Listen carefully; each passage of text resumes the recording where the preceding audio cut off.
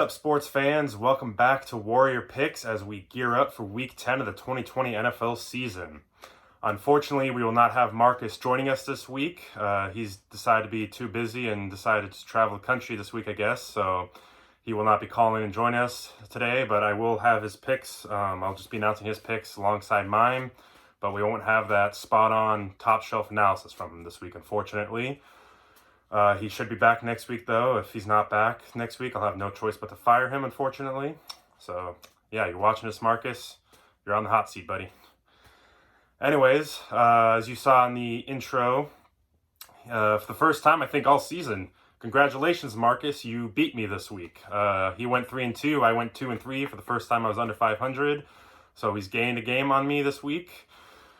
And yeah, as I said in my Power Rankings video this week, I'm just going to stop picking against the Ravens because that's kind of what burned me this week. So no more upsets against the Ravens. I get the message loud and clear. So I'm done picking against the Ravens. This week, Week 10, I was looking through the games.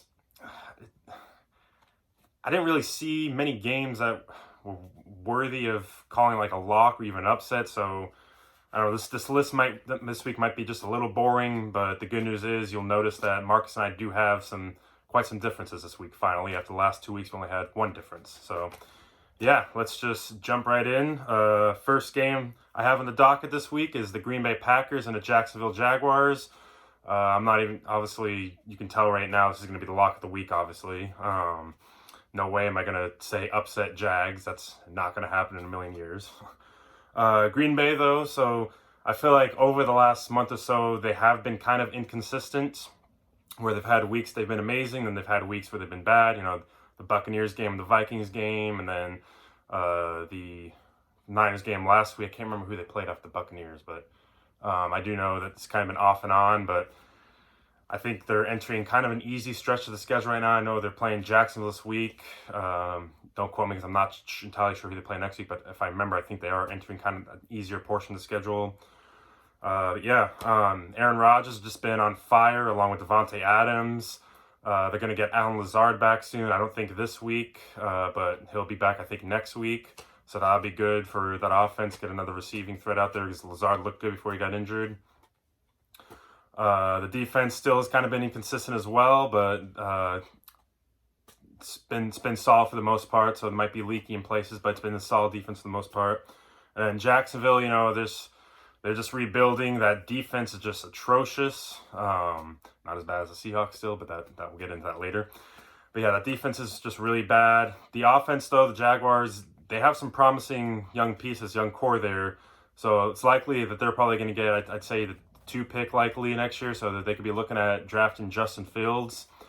So I think next year the Jaguars will really start, looking to get on the up and up because they've got a good core there with Laviska Shenault, DJ Chark, and then James Robinson out of the backfield. So I think they got some pieces in offense later on down the road be a good offense. Just they got to work on that defense too, though. So yeah, like I said, give me the Green Bay Packers by 16 in this week's lock.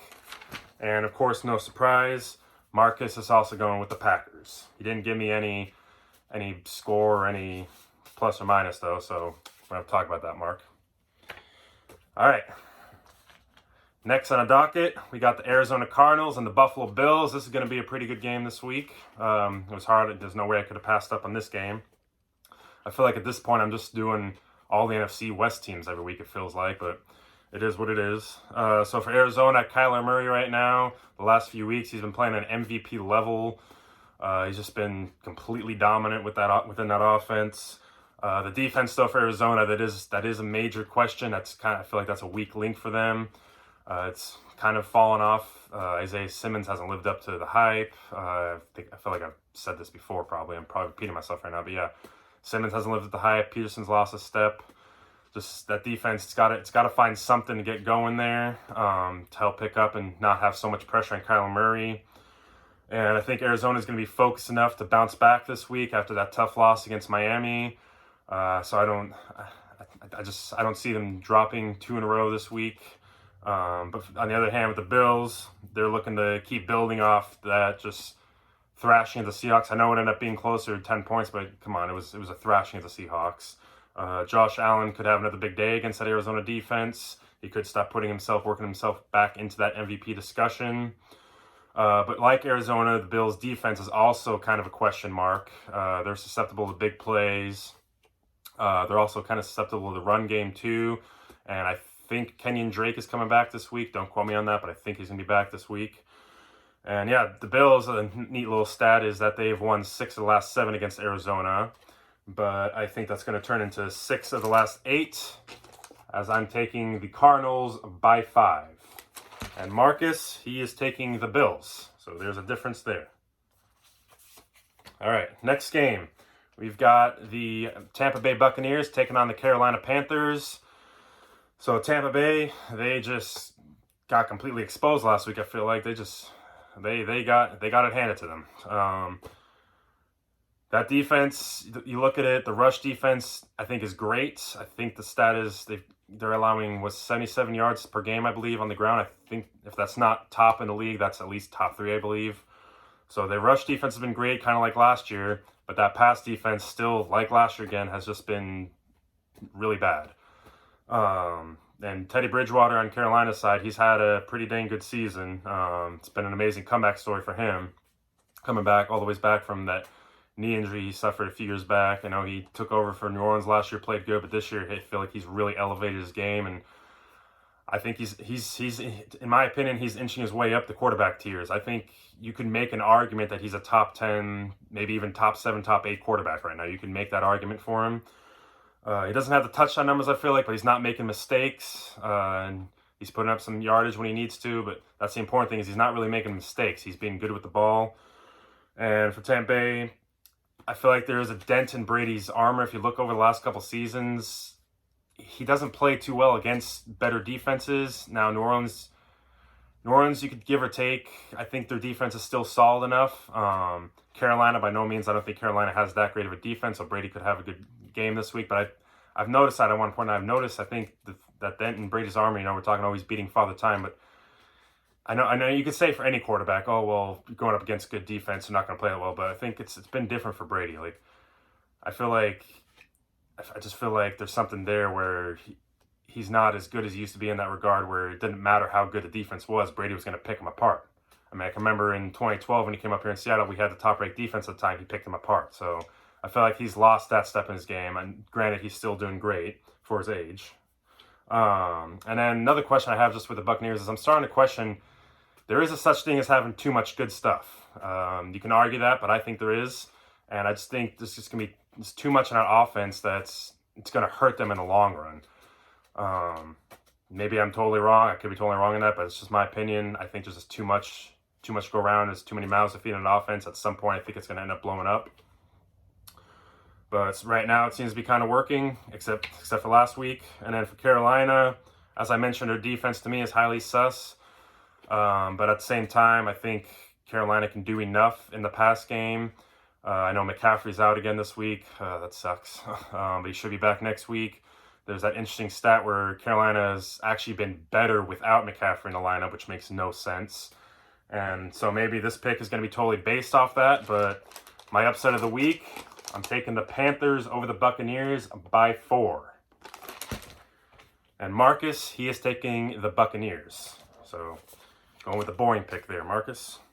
Now, the Niners and the Saints. Well, not much to say, making the Niners games weekly things because got to do it for Marcus. He's a Niner fan here. It's only fair. The Niners are just so decimated. It sounds like Mostert and Debo could be coming back soon, but they're not going to be back this week. That defense, it's decent still. It's not great, obviously, but they're still serviceable, I'd say, as a defense. There's just nothing really they can do, just for the fact that, they have the injuries. It's just hard to get a good read on how they really are and how they would be if the team wasn't so decimated by injury. And then you got New Orleans coming off and just a shellacking of the Buccaneers. They now own the 1 seed in the NFC. I've been saying the last couple weeks, I thought maybe they were going to be on a downward trend. I thought maybe they were not as good as the record shows. They made me eat my words on that. So looks like the Saints might be back. Drew Brees might be back. We'll see if he can put together another good week. And Yeah. Oh, here's a stat. The Saints have not allowed a 100-yard rusher in 46 straight games. I want to put that stat in because I found it to be really interesting. I like interesting stats like that. So I don't think that's going to change. I think it's going to be 47 straight games this week. If most of it was in, maybe that would have changed. But yeah, Saints are going to be looking for some revenge for that epic game that they lost last year. Granted, it's going to be revenge against a decimated Niners team, but still, revenge is revenge. And the Saints by 12. And Marcus, the Niners fan himself, is taking the Saints as well.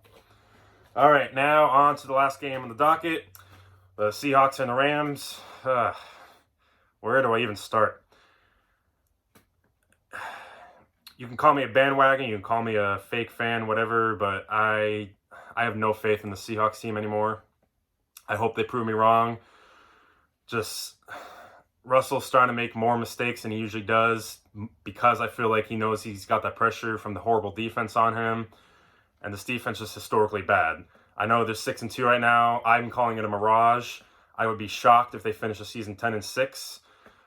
Granted, with the 7 seeds now, I think they will still be able to sneak into playoffs. But if you ask me right now, they're going to be one and done. Again, I will gladly come back and eat crow. I would love to eat crow on this, but just I'm trying to be a realist instead of a homer. I don't think the Seahawks are going to go anywhere this year. That defense is just horrible. They took one step forward last week by getting 6 sacks, but they took 2 steps back by just getting decimated everywhere else. So if you would have told me last week that Seahawks would have 6 sacks, I would have thought we would have won that game easily, but nope.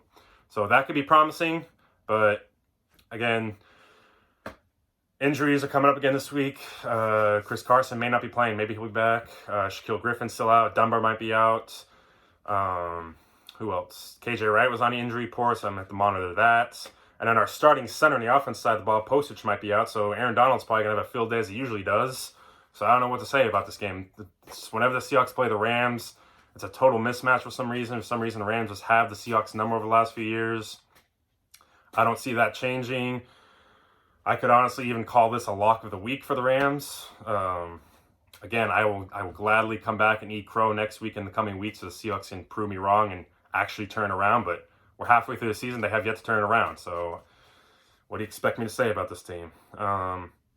It's just funny. Back in 2014, I remember after the Chiefs game, they lost the Chiefs. They fell to 6-4. They were 3 games behind the Cardinals. And I was optimistic. I was saying, hey, we're still going to win the division. You know, we're 6-4 with 3 games back. I don't care. We're going to win this division still. They didn't lose another game the rest of the season. Went to the Super Bowl. We know what happened there. Now it's funny. Here I am 6 years later. They're 6-2 on top of the division, but I'm so pessimistic, and I'll be shocked if they finish 10-6, like I said. So, again, I will gladly eat crow. I don't care. I want to be wrong, okay? But it's hard for me to see where I'm going to be wrong. And, yeah, the Rams, as I mentioned, they've won 4 of the last 5 against the Seahawks. They could have won 5 of 5 if it was a missed field goal last year. Got lucky in that game. Jared Goff, I think everyone knows the deal with him. When you get pressure on him, he looks like what's that guy's name? Kyle Allen or whatever, the guy who played for the Bills. You know, Mr. Pick Machine. I can't remember his name. It's not Kyle Allen. Wow. Okay, forgive my mind blank, but I think people know who I'm talking about. Nathan Peterman. Wow, Kyle. Okay, Nathan Peterman.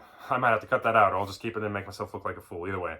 Nathan Peterman. He looks like Nathan Peterman when you get pressure on him.